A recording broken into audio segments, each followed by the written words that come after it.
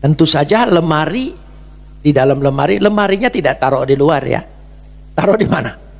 Tidak di ruangan tamu. Biasanya taruh di mana? Dalam kamar. Kamar yang paling dalam, itu batin. Jadi di dalam batin kita ini, kalau dipenuhi oleh kekayaan dan kehormatan Tuhan, itu berharga. Tapi sayangnya batin kita menyimpan apa?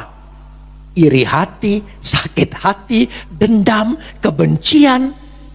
Yang begitu itu di WC. Masa hal-hal yang mestinya ditaruh di WC, Anda taruh di tempat, di kamar tidur, ditaruh di lemari. Kalau ada yang seperti ini, setuju enggak? Ini goblok enggak? Goblok kan? Tapi kita lakukan itu.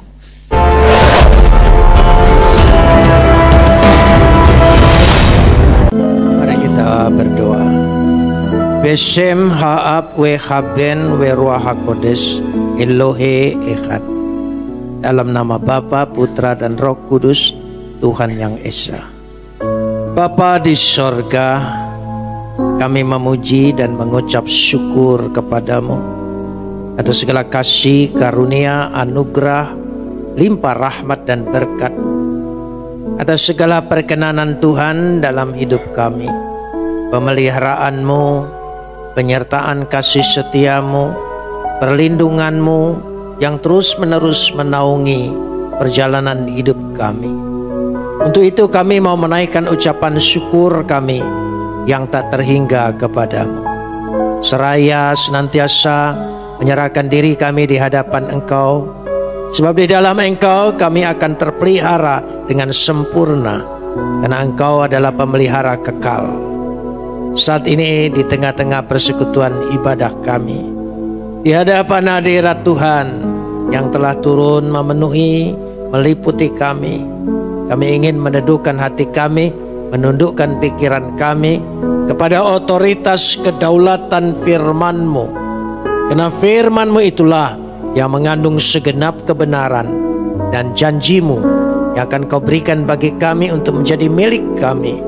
Karena Roh-Mu itu sendiri yang akan mengerjakannya di tengah-tengah pewartaan ini. Terima kasih Bapa, dalam nama Yesus kami berdoa. Amin. Silakan duduk.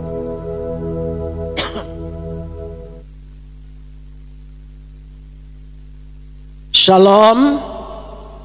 Pagi ini kita akan bersama-sama membaca firman Tuhan yang terambil dari surat Efesus pasal yang ketiga dari ayat 14 sampai ayat 21. Efesus pasal 3 ayat 14 sampai 21.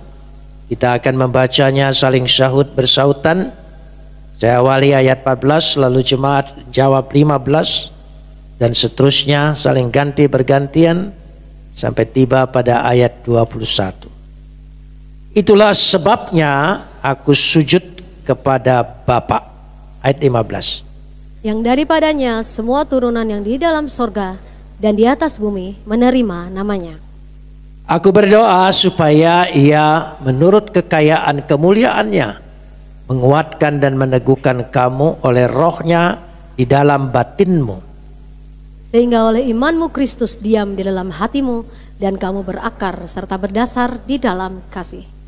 Aku berdoa supaya kamu bersama-sama dengan segala orang kudus dapat memahami betapa lebarnya dan panjangnya, tingginya dan dalamnya kasih Kristus, dan dapat mengenal kasih itu sekalipun ia melampaui segala pengetahuan.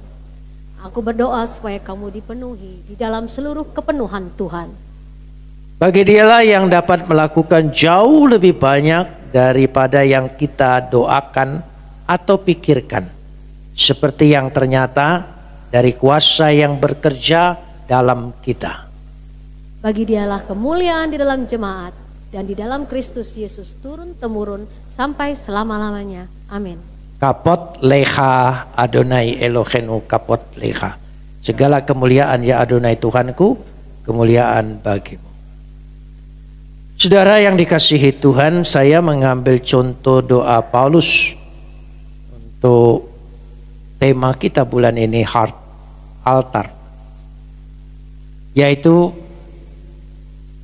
sesungguhnya doa ini adalah merupakan rangkuman atau kesimpulan dari semua pemikiran Paulus atau ajaran Paulus yang ada dalam surat Efesus.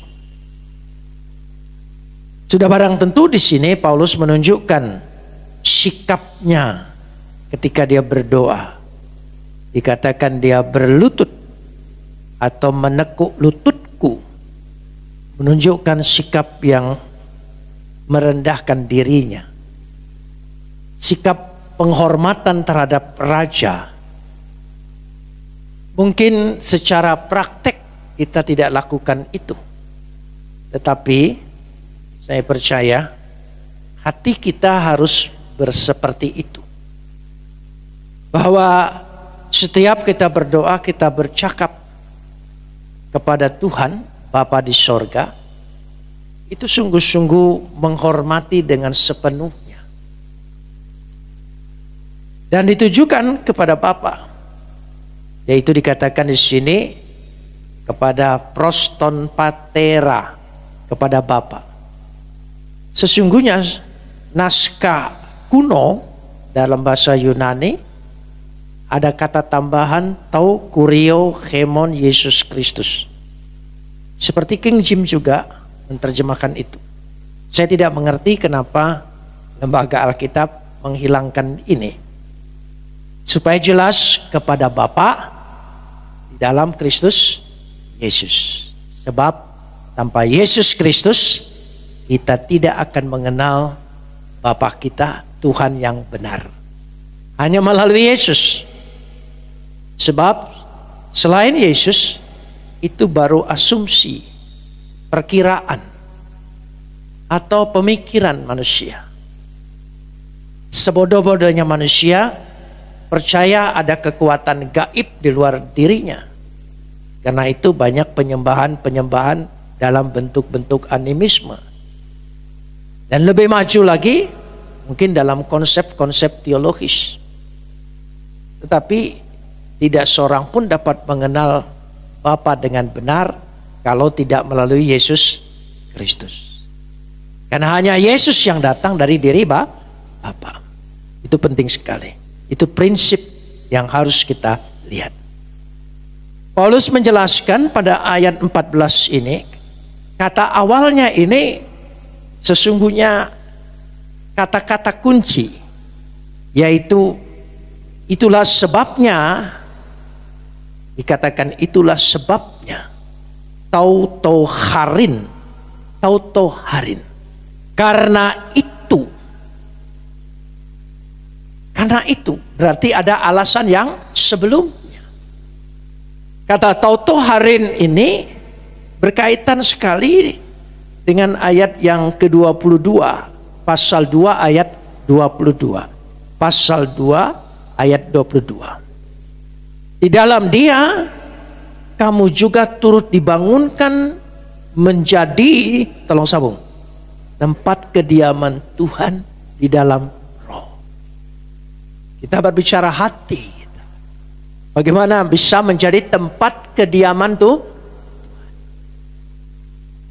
Pada waktu perjanjian lama, tempat kediaman Tuhan itu dalam tabut di kemah yang sifatnya sementara. Dan sampai hari ini bangsa Israel tidak menemukan tabut itu, hilang seperti misteri sejak Kristus datang ke tengah-tengah dunia. Yesus adalah tabernakal, tabut Tuhan itu sendiri, kemah Tuhan yang permanen, bukan dibuat oleh manusia untuk Tuhan tinggal, tapi datang dari Tuhan turun kepada manusia supaya manusia dapat melihatnya. Karena itu dia menjadi manusia.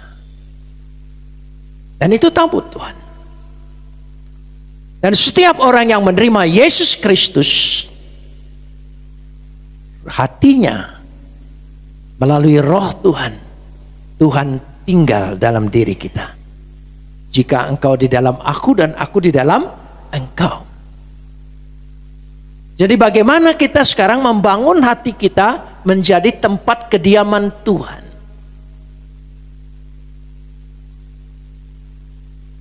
Kalau hati tempat kediaman Tuhan,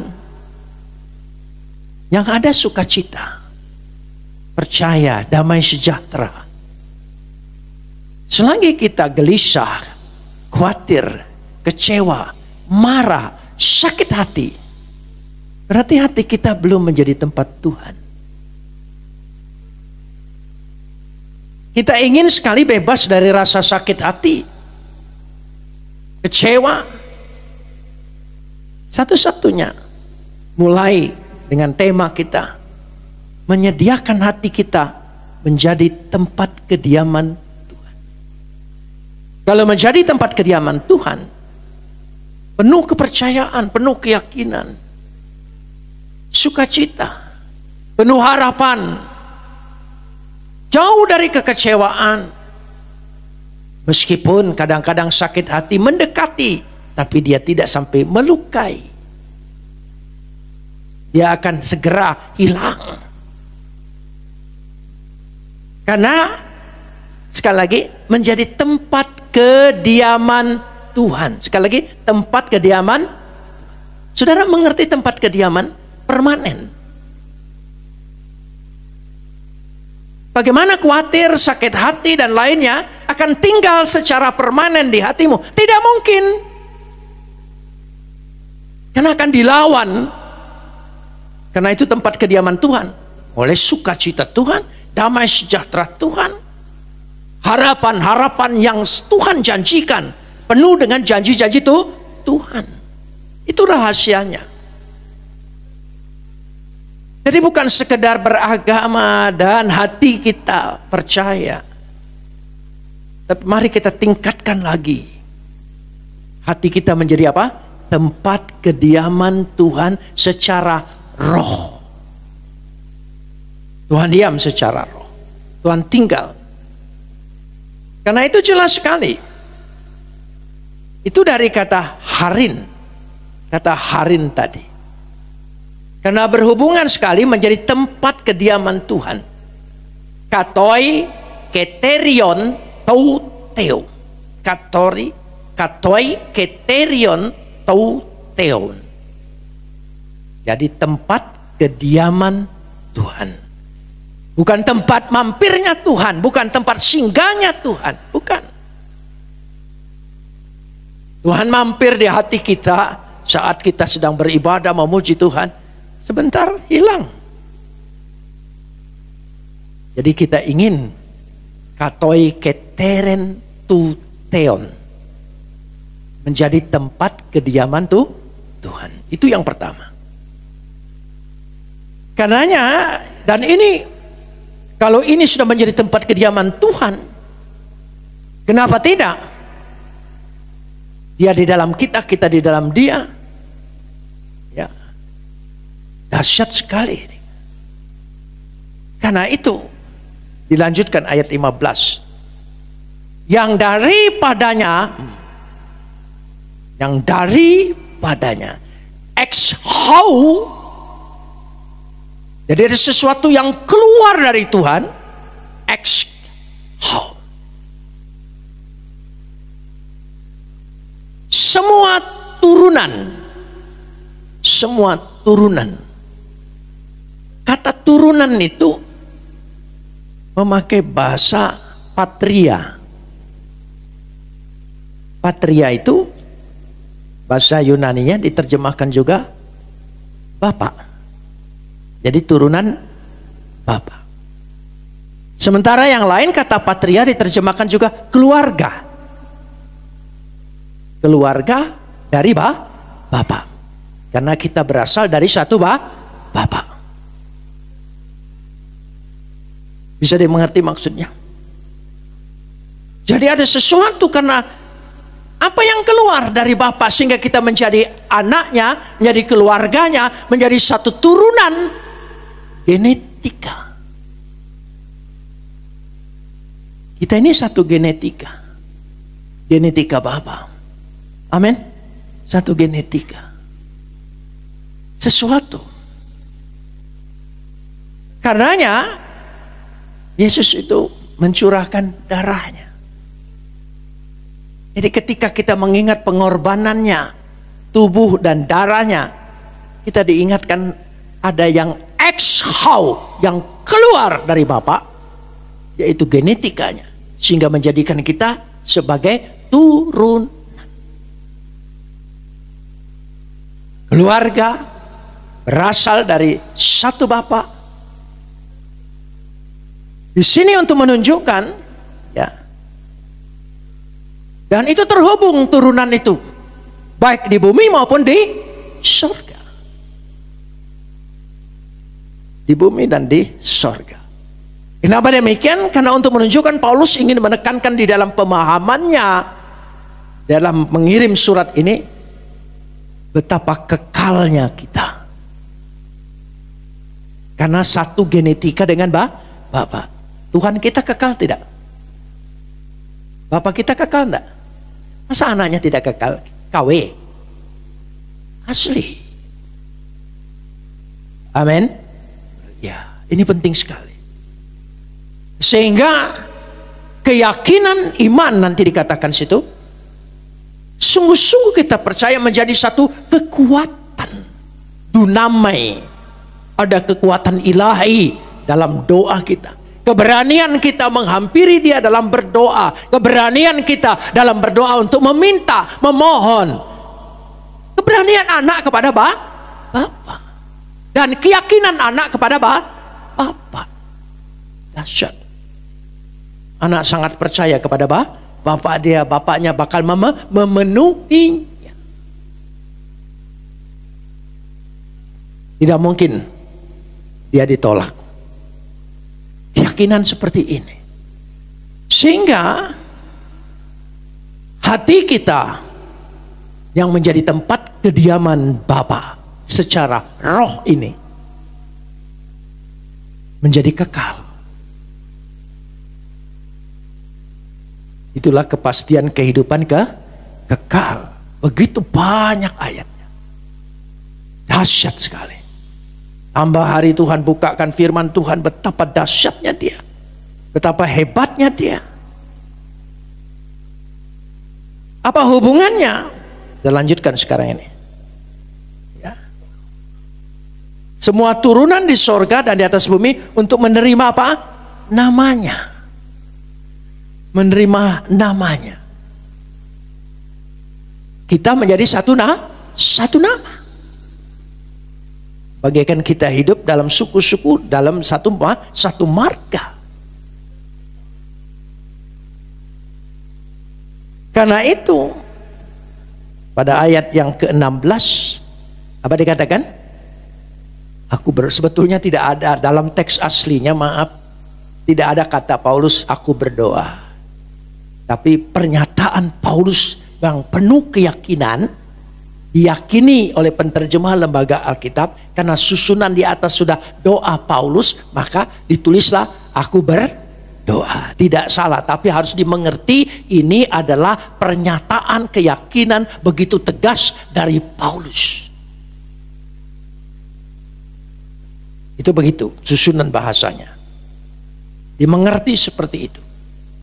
Maka yang ada supaya apa coba? Ya, ayat 16 supaya apa? Ya di sini siapa? Tuhan. Supaya Tuhan menurut kekayaan dan kemuliaannya. Menurut kekayaan Tuhan, menurut kemuliaan Tuhan. Ya.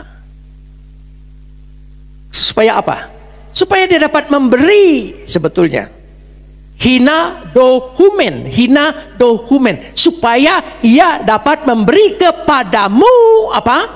Kata to plutos tos doses auto, yaitu menurut kekayaan dan kemuliaannya.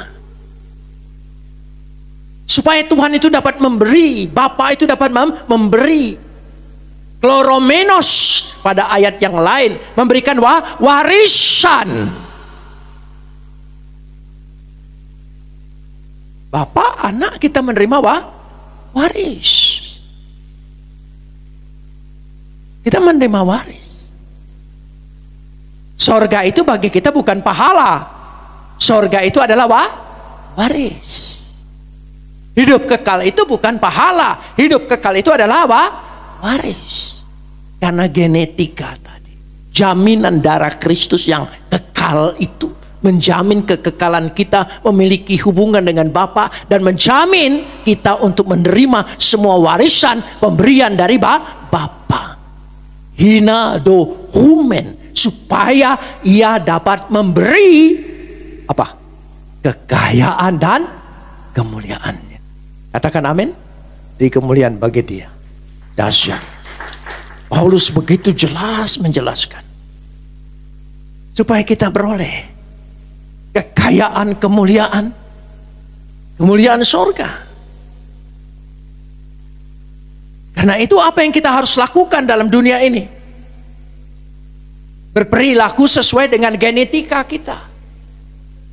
Berperilaku sesuai dengan kehormatan dan kemuliaan Bapa.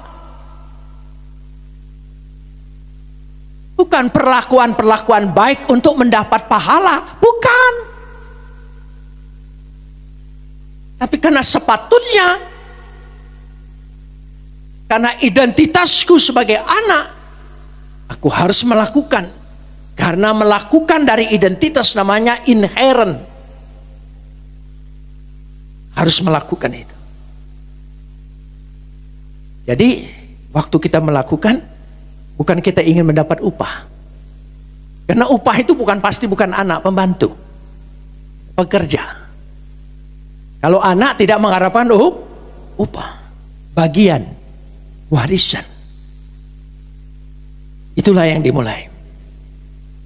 Karena itulah dimulai dari hati ini. Ya. Sehingga diberikan kleronomias. Kleronomias itu warisan. Kleronomias. Pasal 1 ayat 18. Masih dalam Efesus. Pasal 1 ayat 18. Coba kita lihat dulu supaya jelas. Pasal 1 ayat yang ke-18.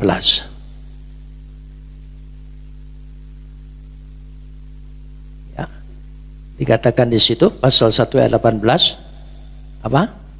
Dan supaya ia menjadikan mata hatimu terang, agar kamu mengerti pengharapan apa yang terkandung dalam panggilan, betapa kayanya kemuliaan bagian yang ditentukan bagi orang kudus. Kata ditentukan, diwariskan kepada orang kudus. Kleronomias. Supaya dia menguatkan itu. Kembali pada ayat 16 tadi. Ya, ayat 16. Menguatkan dan meneguhkan kamu oleh apa? Oleh rohnya. Jadi roh Tuhan itu memberikan satu kekuatan ke dalam batin manusia. Ya, aiston eso, di dalam batin manusia, antropon. Saudara tahu hati? Perbendaharaan hati itu batin. Yang paling dalam. Biasanya orang menyimpan benda-benda berharga. Tentu saja lemari, di dalam lemari, lemarinya tidak taruh di luar ya. Taruh di mana? Tidak di ruangan tamu. Biasanya taruh di mana? Dalam kamar. Kamar yang paling dalam, itu batin. Jadi di dalam batin kita ini, kalau dipenuhi oleh kekayaan dan kehormatan Tuhan, itu berharga. Tapi sayangnya batin kita menyimpan apa? Iri hati, sakit hati, dendam, kebencian. Yang begitu itu di WC. Masa hal-hal yang mestinya ditaruh di WC, Anda taruh di tempat, di kamar tidur, ditaruh di lemari. Kalau ada yang seperti ini, setuju enggak? Ini goblok enggak? Goblok kan? Tapi kita lakukan itu. Nah, mulai sekarang, kalau ada kebencian jangan taruh lagi di hatimu. Amin. Cukup di luarnya. Jengkel sebentar, sudah itu sudah. Aku tidak mau taruh ini. Aku ingin taruh kekayaan dan kehormatan Tuhan di hatiku. Buat apa taruh? Itu yang senang, yang dibenci. Hebat. Aku ditaruh oleh dia di dalam hatinya. Mulai sekarang. Nah, siapa yang bisa punya kekuatan seperti itu? Roh Tuhan. Roh Tuhan yang dapat menghalau. Roh Tuhan yang dapat mengusir segala kebencian, dendam, iri hati, kemarahan. Bukan tidak boleh marah, tapi ada marah yang sampai masuk ke dalam hati. Kalau saudara mengerti menurut tubuh manusia dalam pemikiran Yunani, epitumia itu bukan di hati. Hawa nafsu itu bukan di hati. Dia hanya batas lintasan luar. Seperti keringat yang keluar sebentar. Kalau mengerti itu. Kita lanjutkan sekarang ini. Sehingga dikatakan di situ, ya, ayat yang ke-16 tadi sudah kita lihat. Sehingga ayat 17. Sehingga, saudara mengerti kata sehingga? Artinya sudah semua seperti yang diuraikan pada ayat-ayat sebelumnya, sehingga puncaknya. Sehingga oleh imanmu, tolong sambung, Kristus diam dalam hatimu. Kristus diam dalam hatimu. Saudara aminin? Siapa yang diam dalam hatimu? Siapa yang diam dalam hatimu? Bergabung Kristus dengan kebencian? Ayo, bergabung Kristus dengan dendam? Bergabung Kristus dengan sakit hati? Tega banget ya kita sandingkan dia dengan sakit hati kita. Kristus penuh kasih, penuh pengampunan. Kalau kita mengampuni memang rasanya agak rugi, rasanya menurut pikiran kita. Tapi menurut iman sebetulnya menguntungkan kita kalau kita tidak dendam.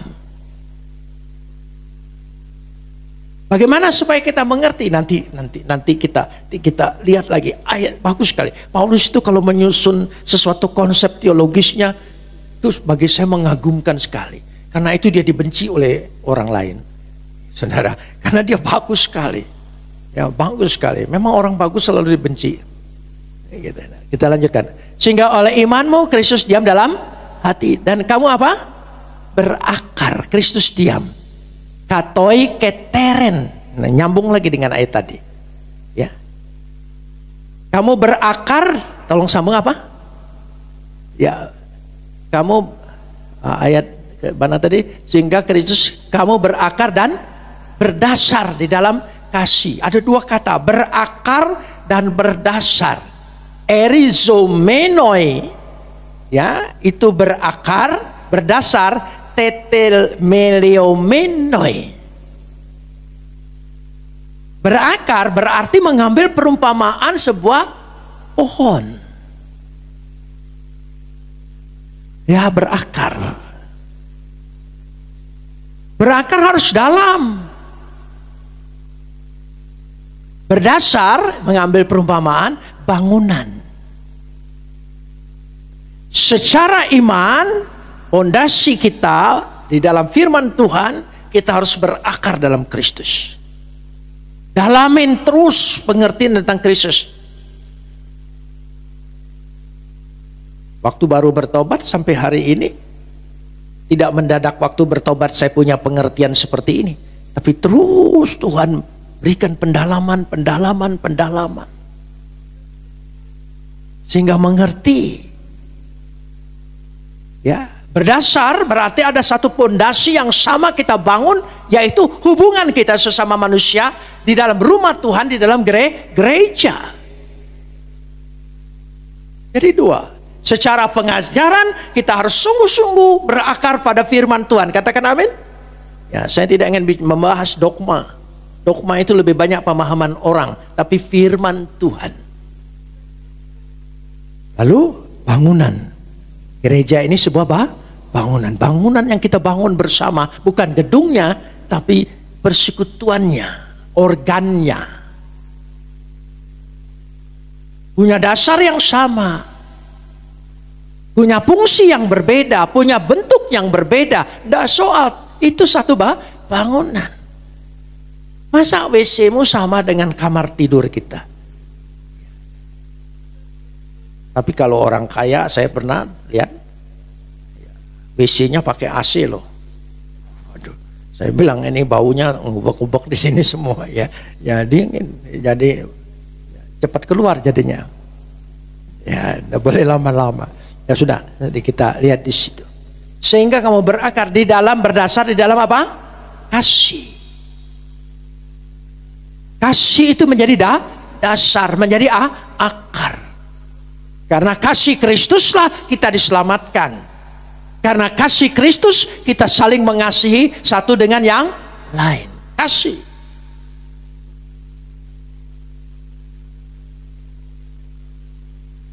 Saya memang tidak punya organisasi yang besar-besar. Tapi organisasi gereja yang besar-besar itu selalu minta pendapat saya. Hari Sabtu depan saya akan mengarahkan jadi narasumber sinode GPIB. Diminta oleh GPIB. Jadi narasumber untuk khotbah yang sehat dan menarik. Jadi rupanya pendeta-pendeta GPIB mulai mau berkhotbah yang sehat dan menarik. Tidak apa-apa. Satu saat saya pernah diminta oleh gereja organisasi, gereja yang cukup besar, ada di mana-mana, oleh sinodenya, tentang seseorang tokoh juga, tokoh di gereja itu, yang agak nyeleneh. Nah, menurut pendapat, karena kalau saya berpendapat kan saya tidak punya kepentingan, orang saya tidak ada di organisasi itu. Orang ini bagaimana Pak? Pengajarannya, pernyataan-pernyataannya sudah keluar dari kita. Jadi siap dipecat kan? Siap dipecat. Saya hanya ngomong begini. Ini gereja atau organisasi? Diam mereka. Coba tentukan dulu. Yang Anda pimpin ini gereja atau organisasi? Ya gereja Pak, tapi ada, jangan pakai tapi. Salah satu saja. Gereja atau organisasi? Kalau gereja, apapun yang terjadi, gembalakan. Tidak ada istilah pecat. Kalau organisasi, hari ini juga pecat dia. Tidak, bisa mengerti maksudnya? Karena kita berdasarkan apakah? Kasih. Hubungan gereja itu adalah kasih. Beda kita dengan organisasi lain. Memang ada syarat-syarat untuk mengatur yang baik, tapi adalah kasih. Kasih itu menggembalakan orang. Orang domba yang sesat aja dicari oleh gembalanya kan. Masa setelah itu dibuang? Itu organisasi. Kalau main pecat itu organisasi. Tolong ingat GKA. Mumpung saya masih hidup. Kalau gereja, enggak. Gembalakan. Sampai kapan? Sampai 70 kali itu aja sudah. Sampai kapan? Supaya, nah ayat 18. Ya. Ayat 18. Supaya, ya, kita lewatkan aku berdoa tadi ya. Supaya, tolong sambung. Bersama-sama dengan orang kudus dapat memahami.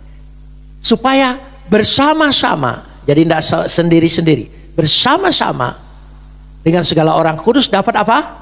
Memahami. Eksis husete katalah bestai, bukan besti, bestai. Sepenuhnya dapat memahami. Ya, memahami apa? Coba dikatakan di sini bersama Roh Kudus. Betapa lebarnya, betapa panjangnya dan tingginya dalamnya apa? Waduh. Lebarnya, panjangnya, tingginya, dalamnya kasih Kristus. Saudara merasakan kasih Kristus itu sangat dahsyat sekali? Ya. Saya ingin kasih pemikiran. Kalau saya merenungkan ini, saya terheran sambil bersyukur dan sedih. Betapa kasihnya luar biasa. Saya yang orang yang dari kecil sudah dididik tidak mungkin percaya Yesus.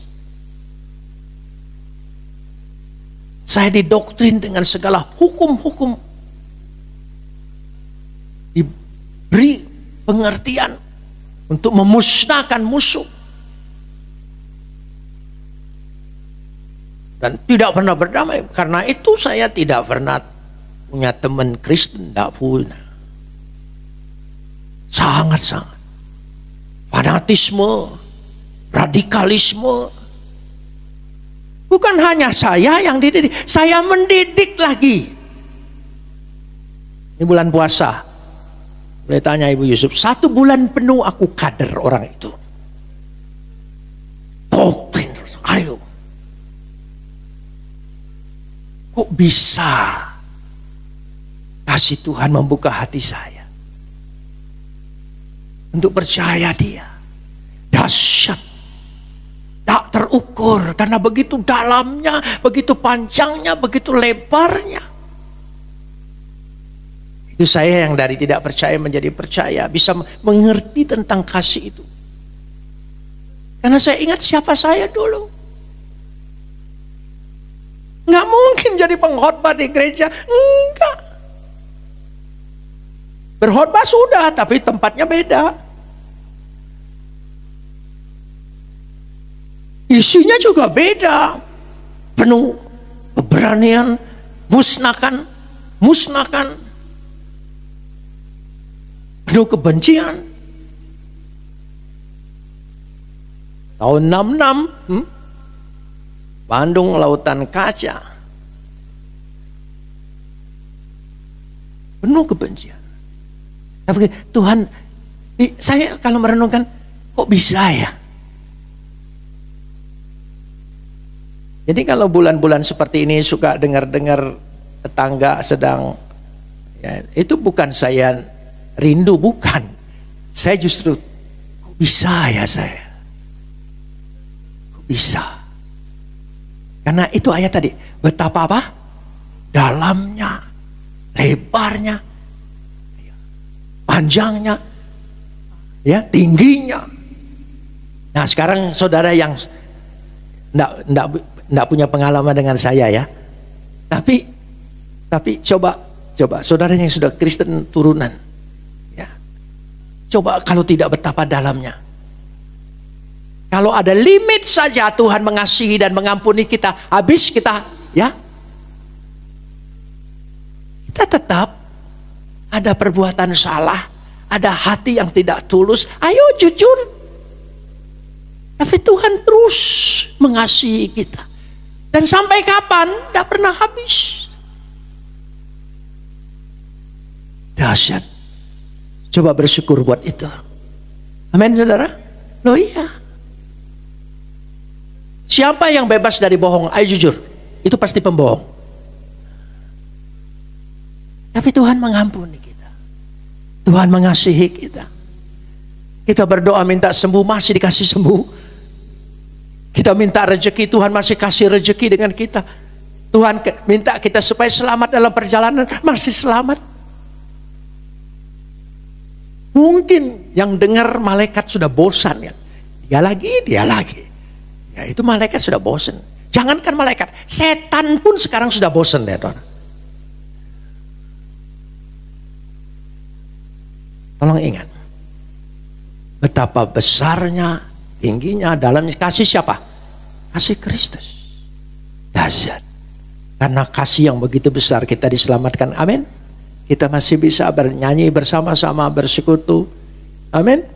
Dari bibir kita masih diperkenankan Tuhan untuk memujinya, menyembah Dia, mengatakan sesuatu, Tuhan terima, padahal mulutku, mulut penuh tidak layak, kotor. Mungkin saja sebelum sampai gereja kita sudah nyumpahin orang, bisa saja. Tapi Tuhan ampuni. Beri kemuliaan bagi Dia, amin. Dahsyat. Itulah kasihnya. Dan kamu dapat, ayat 19, dan kamu dapat mengenal kasih itu sekalipun ia melampaui segala pengetahuan, ya, supaya kamu dipenuhi di dalam apa? Seluruh kepenuhan Tuhan. Mengetahui dan mengenal, kata gonai, mengetahui dan mengenal, mengetahui karena belajar, mengenal karena bergaul. Hidup dalam pengalaman. Karena itu dalam pengalaman kita makin mengenal jatuh bangunnya kita, persoalan kita, problem kita, pergumulan kita, supaya kita bisa melihat kasih Tuhan yang akan menyelamatkan engkau, kasih Tuhan yang akan membebaskan kita, kasih Tuhan yang akan membuat jalan keluar bagi segala kesulitanmu. Katakan amin. Kasih Tuhan. Karena itu kita diajak terlibat. Itu kata gonai, mengenal, bukan hanya mengetahui. Kalau tahu hanya cukup belajar. Tapi mengenal kita terlibat. Jadi dalam hidup kita, kenapa Tuhan izinkan begini, kenapa Tuhan izinkan begini, supaya engkau mengenal kasih-Nya. Jangan hanya sekedar mengetahui. Karena itu ada beberapa hal kesulitan yang kita harus jalani. Ada saat-saatnya nanti tiba-tiba Tuhan buka jalan. Saya kasih contoh lagi. Saya serangan jantung itu tahun 86. 86 dapat serangan jantung. Desember itu memang danger karena banyak undangan, itu masalahnya. Dan makan tambah batas, olahraga kurang, kena serangan jantung. Dibawalah ke rumah sakit Cikini. Sampai rumah sakit Cikini, masuk ruangan ICU, udah semua. Sampai bergerak pun tidak boleh. Nah, zaman dulu itu jantung itu menakutkan sekali. Nah, terus di Australia waktu itu dikenal Victor Cheng yang dapat membedah jantung, berhasil. Ya. Lalu jemaat berunding supaya saya dibawa. Kalau ke Australia kemahalan. Di Indonesia waktu itu ya takut. Sebab 10 yang dioperasi, 11 yang mati. Ya, sangat takut waktu itu. Jadi pilih tengah-tengah Singapura. Dibawalah saya ke rumah sakit General Hospital. Ditangani oleh Profesor Dr. Arthur Tan. Sampai di sana, dari sini bawa obat-obat segala macam. Sampai di sana, periksa ulang. Dasar sombong Singapura, nggak percaya. Saya juga nggak percaya gitu. Periksa ulang. Oh, kayaknya meyakinkan, periksa ulang. Hasilnya sama, harus operasi. Operasi itu dibelah. Adanya dari sini. Zaman dulu belum ada kateter, belum ada segala macam. Harus operasi ini. Jadi didatangkanlah orang yang sudah dioperasi. Ya. Didatangkan. Karena orang yang harus operasi itu harus bisa bahasa Indonesia bersama dengan saya. Datangkanlah orang Indonesia yang pernah operasi tapi tinggal di Singapura. Yan Sinaga namanya. Saya lihat ngelihat bekas operasinya aja udah ngeri. Dulu blekannya itu saudara. Belum lagi kakinya diambil dari urat sini kan. Jadi 2 kali yang diblek. Besok mau masuk ruangan. Saya mulai berdoa, berserah. Tuhan, ku serahkan. Nah itu lagu. Kalau lagu-lagu sedih itu nyanyian kidung jemaat paling enak saudara. Lagu-lagu menjelang kematian. Ya itu lebih enak saudara. Jadi ya saya nyanyi itu. Ya terus sudah. Masuk ruangan operasi sudah dipersiapkan semua. Ya itu tempat tidur operasinya aja kabelnya banyak sekali. Wah dahsyat. Sudah dibawa ke sana. Ya udahlah, serahkan saja. Lalu dimasukkan dari sini alat, dicari di mana. Karena dia bilang ada penyumbatan. Cikini bilang 3,5. General Hospital bilang 3,5. Yang nyumbat sudah 3,5. Ya sudah, periksa. Ada beberapa dokter. Jadi bukan satu dokter kalau sana. Meyakinkan sekali kalau mati itu puas. Karena ada beberapa dokter gitu. Jadi sudah dilihat oleh dia. Lalu Profesor Tan teriak. Dia bilang, hilang. Gitu. Yang nyumbatnya hilang. Lalu saya dengar, sadar itu. Bukan tidak sadar. Karena akan setelah itu baru dilanjutkan tindakan operasi buat bius tidak sadar. Hilang dia bilang. Coba lagi. Terus dia tanya ke saya, Profesor, kalau tidak kuat batuk ya, batuk. Supaya kuat, itu batuk, hilang.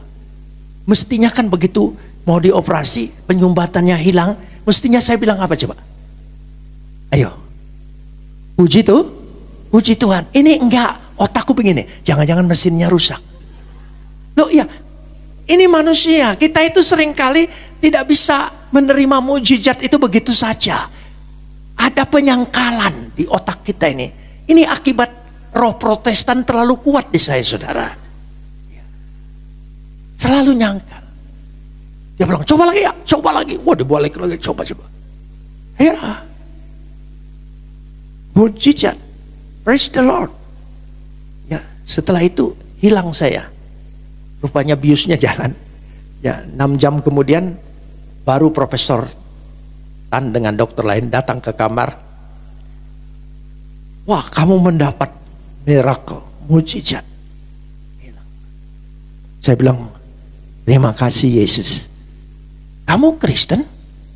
Iya, saya bilang. Tapi namamu Abu Bakar. Maksud sesuai dengan paspor kan? Jadi dia bingung, ini orang apa? Muka Cina, nama Abu Bakar, agama Kristen. Memang unik saya saudara. Gitu. Ya sudah, sembuh, hilang. Saya bersyukur dengan Tuhan. Sambil saya bilang begini, Tuhan humormu menakutkan. Kadang-kadang Tuhan itu suka humor dalam hidup kita. Suka bergurau. Karena Tuhan kita bukan Tuhan monster yang kejam. Tuhan yang penuh kasih. Jadi suka humor. Jadi kadang-kadang Tuhan humor juga dalam hidup kita. Kita dibikin sulit begini, jalan begini, cari begini. Ya seperti kita dengan anak-anak suka ngebully juga kan. Ya itu kira. Ya bukan berarti Tuhan ngebully kita, bukan. Tapi maksud saya suka humor. Satu saat engkau melihat permainan Tuhan itu justru lebih baik bagi kita. Sejak itu saya jadi kenal dengan Profesor Dr. Arthur Tan. Dia tanya-tanya tentu tentang iman. Datang lagi. Dia bilang separuh harga. Di Singapura dapat diskon 50%. Orang Singapura itu. Nah saya bilang sudah sampai di situ. Nah, iya, hitung-hitungannya itu dapat diskon.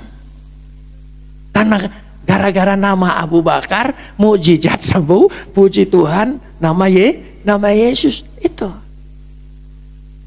Kemuliaannya begitu besar, kasihnya begitu besar. Amin saudara, itu dahsyatnya. Ini maksud saya.